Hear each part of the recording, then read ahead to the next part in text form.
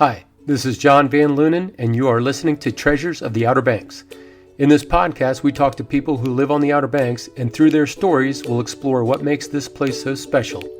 So if you downloaded this podcast to find out where the gold is hidden, my apologies. But if you want to meet the people we treasure on this sandbar, stick around. I'm sure you'll enjoy their stories of history, local personalities, and community. Welcome. This is John Van Lunen, and you are listening to Treasures of the Outer Banks. I am flying solo today, so I'm going to take a few moments to talk about how I got here and what it's been like. A lot of people ask me, how long you lived here, where did you come from, all that good stuff. I grew up in Silver Spring, went to a few different colleges in Maryland, and graduated in 1989. Got a teaching job in D.C., and she started making plans. I knew nothing about the place whatsoever. It was not on anybody's radar back in 1985. And at the time, I owned a Hobie 16, and I thought, hey, it would be cool. Let's bring the Hobie 16. We'll sail around all week. It'll be fun. And so I was one of those knuckleheads that just threw it on the back of my vehicle and drove all the way down from D.C. to Hatteras Island with a Hobie 16 on the back of my vehicle. I don't even think I had a spare tire. Had something gone wrong during that drive down and back, I would have been up a creek because I was kind of a hot mess and didn't prepare very well back then. Sometimes things haven't changed. So we came down, and here's the interesting thing about 1985 and the Outer Banks and Hatteras. I vaguely remember driving down the thing. I was pretty impressed with just the rural aspect of it all and the wide open beaches and all that stuff. Again, comparing it to Ocean City, Maryland, where, it's wall-to-wall people.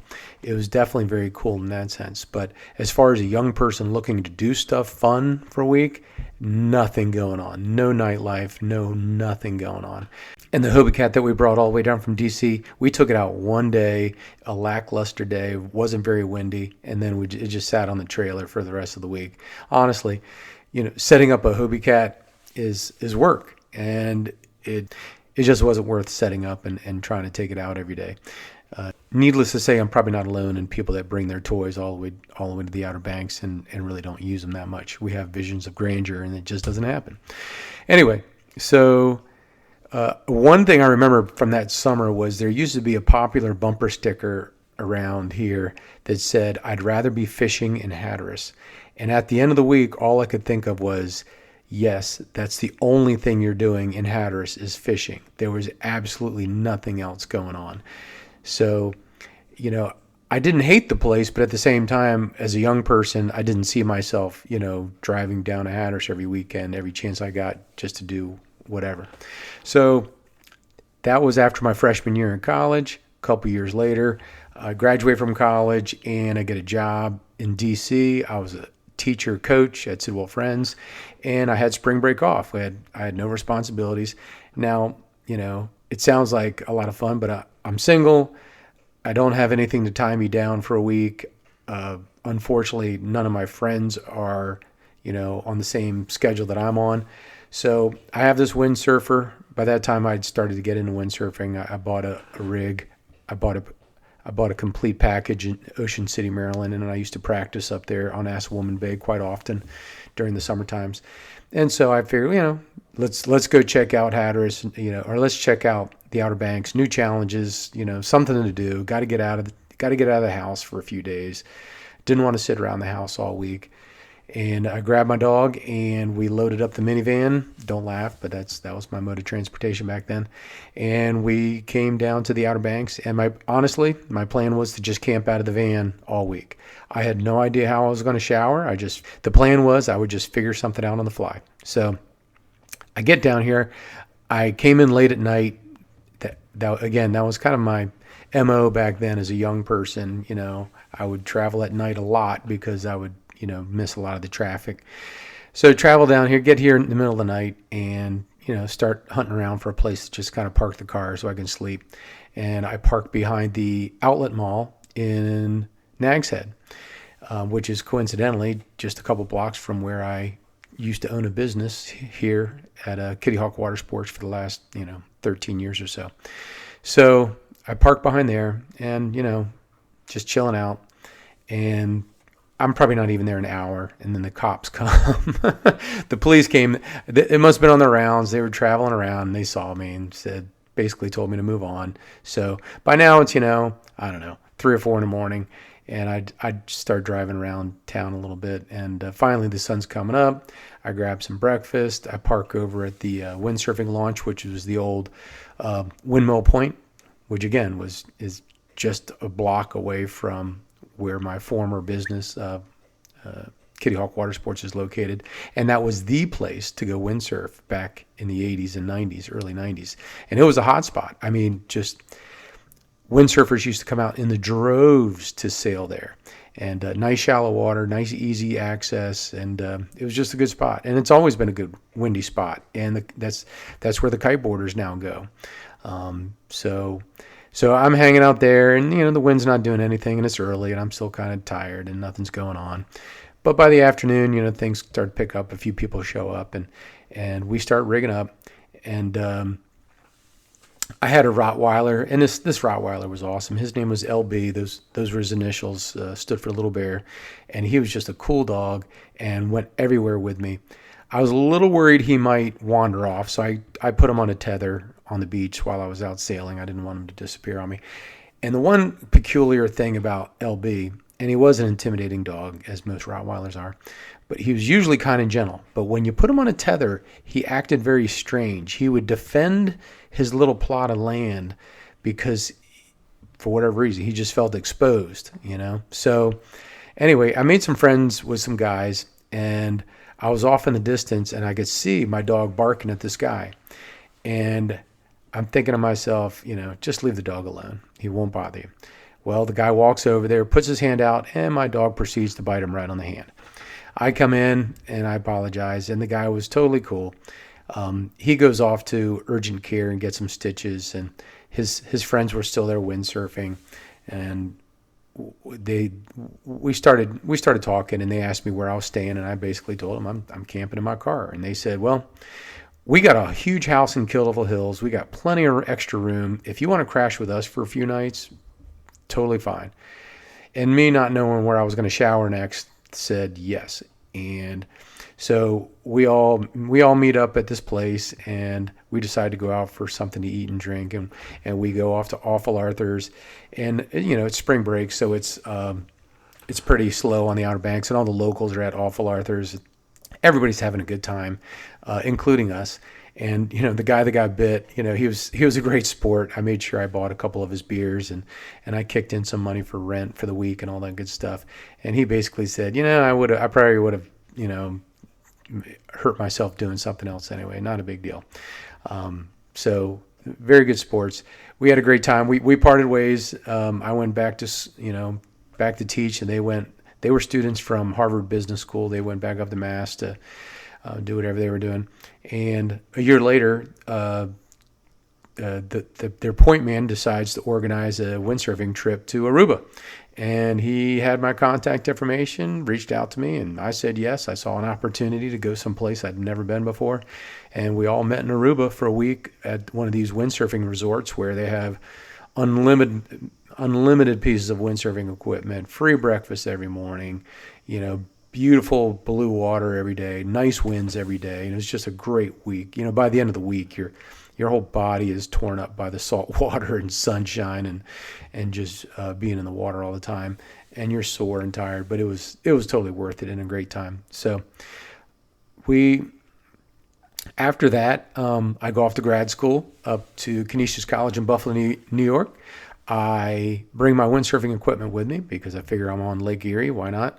And while I'm up there, I meet a young lady who's also a windsurfer. So this is my big opportunity to try to impress her. And we hit it right off. And long story short, we eventually married. But we definitely had some great sessions windsurfing on Lake Erie in the summertime. And believe it or not, it's not bad. There's some good winds there. It's not too hot, but the water is nice and warm because Lake Erie is nice and shallow and it heats up very quickly. And so we became, life partners and windsurfers, and it was definitely cool. So we decide that, okay, let's, I graduated grad school, and I didn't have a lot of job prospects up in Buffalo, and quite frankly, the winters were kind of wearing me down anyway. And I decided I wanted to come back south. She decided she wanted to go back to school to get her PhD. So UVA, Charlottesville. I'd heard a lot of good things about Charlottesville. I decided let's relocate there. But first, we had a summer off. Being both educators, we had a whole summer to do whatever we wanted. So we decided that we were going to spend the summer on the Outer Banks, and that's what we did. We found a nice little place. Back then, this is all pre-cell phone, pre-internet. You had to, find phone numbers for rental companies on the Outer Banks and call them up long distance and ask them if they had any summer rentals. And I found one fairly quickly, which in retrospect is kind of shocking. And it still exists. It's a very popular place for young people to stay in the summertime. I think lifeguards currently house the place. But there's a place called The Breakers, and it's at milepost 11 on the beach road. It's right across the street from the lifeguard station right there. And it's right next door to Galaxy Golf, so we could just look over the fence and look at all the weird statues they have at the miniature golf course right there. And there's 4 little houses at The Breakers, and they've been there forever, and there used to be crazy parties there. I will say, the summer we were there, I don't remember any crazy parties, at least I wasn't part of them. All 4 houses that were occupied were occupied by people that were just slightly older, not super young, crazy people. So, we got along with everybody, but nobody was, going crazy on a regular basis or anything like that. But the funny thing about The Breakers back then, I don't know how much it's changed, but back then, there was no telephone service in there. We didn't get any cable TV because, it was only 3 months and we didn't see the purpose in that. And there's no air conditioning. So they're just these tiny one-room efficiencies. And, for a young married couple, it was perfect. We had a bed, a couch, a kitchenette, a bathroom. That's all we needed. And quite frankly, we were on the Outer Banks for the summer. We were going to experience the outdoors as much as possible. We weren't going to sit inside and just do nothing and, watch TV the whole time. We were moving around, and we were always doing something, which was great. And it was an amazing summer. We took the time to windsurf a lot. We both had jobs up in Duck. Bonnie was at Elizabeth's Winery and Bar Cafe or something like that, and I was at North Beach Sailing, right behind the Barrier Island Inn, and so I was in the water lot just about every day. I was teaching windsurfing lessons as well as just helping out around the business and stuff. And I forget exactly how old I was, but I might have been 24 or 25, and I was the old guy, I was the geezer. I think the college kids couldn't quite wrap their head around it, but I was having the summer of my life, and I was doing it while all my friends, were stuck at real jobs doing things back home. So it was a great summer. And I tell you, that summer is when the Outer Banks really got into my blood and Bonnie's blood too. It just, once we left to go to Charlottesville, in late August, I remember just leaving and thinking, I've got to get back here somehow I've got to get back on the Outer Banks. And I wasn't sure how I was going to do it. Well, we're in Charlottesville for 3 years, and everything's progressing. Bonnie's getting her PhD. I'm doing some teaching jobs. Nothing crazy impressive or anything like that, but we're getting by. And then an opportunity arises to buy the business, North Beach Sailing, that I worked for. It may not have been the smartest business decision in the world, but it was a door for us to get back onto the Outer Banks. And Bonnie did not have any hot leads for work right after she graduated, so it was kind of like, why not? And so we came to the Outer Banks, bought a house, bought the business, and it was great. Was it hard running a business? Absolutely. Long days, long weeks, frustrating employees, problems, fix things. But, just the lifestyle that you can live while you're here, we're always wearing shorts. We're always, 2 steps from having a bathing suit on, or, if in my line of work, I was real close to always being able to just jump in the water at any given day. I pretty much wear swim trunks all summer long. And we've had 3 kids here. We're pretty much almost done raising them. It's been a great place to raise a family, great schools, great teachers, great community. It's a small community, and like in small towns, you could, it doesn't take long to, figure out who you need to talk to, or who's going to help you out, or who's got the information, who's looking out for your kids, that type of thing. And so it's been a dream. It's a little slice of heaven on this little sandbar. Are there things that I wish were slightly different? Absolutely, but it was worth every bit of it. And now when I go back to DC or Baltimore, that area, I just try to drive around, and I feel like there's 10 times more people there, and so many more cars, and so much more traffic, and so much more frustration going on that I could never go back at all. I look at other resort towns or rural areas and try to figure out if I could live there, but I've created a lot of great relationships here, and it's been fantastic. So I would highly recommend it. That's pretty much my story on how I got here. I hope you enjoyed it. If you have any questions whatsoever, feel free to reach out to me. You can always email me at john@treasuresoftheouterbanks.com. I hope you support this podcast. I hope you support the website. Feel free to come back and explore regularly. Tell your friends about it. Have them sign up, and let's grow this thing. I love the Outer Banks, and I love sharing it with other people.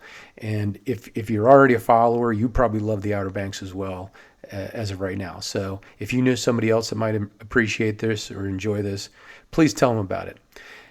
That's pretty much it for today. I hope you enjoyed it, and we will talk to you next time. Thanks for listening to the show, and I hope you enjoyed these stories. I think the Outer Banks is a special place, and sharing it with other people who love the Outer Banks is a real privilege for me. If you have a specific topic you'd like to hear or a specific person, please leave a note in the comments and I'll see what I can do. Remember, if you want to find treasure on the Outer Banks, just talk to a local.